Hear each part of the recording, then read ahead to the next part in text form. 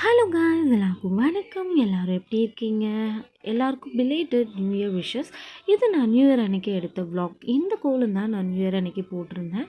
Colour கொடுக்கல, because எங்கள் மாமனார் கொஞ்ச நாளுக்கு முன்னாடி தான் தவறினார். அதனால் கலர் கொடுக்க எங்கள் யாருக்கும் விருப்பம் இல்லை. பட் கோலம் எப்படி இருக்குது மறக்காமல் கமெண்ட் பண்ணுங்கள். இந்த நியூ இயருக்கு நீங்கள்லாம் என்ன ரெசல்யூஷன் எடுத்திருக்கீங்க?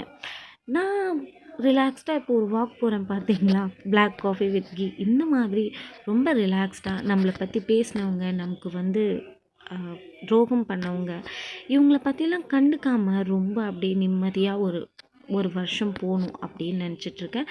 ஃபிசிக்கலி அண்ட் மென்டலி ஸ்ட்ராங்காக இருக்கணும். மனசில் இருக்கிற தேவையில்லாத சிந்தனையெல்லாம் இந்த மாதிரி குப்பை மாதிரி பெருக்கி தூக்கி போட்டுடணும்.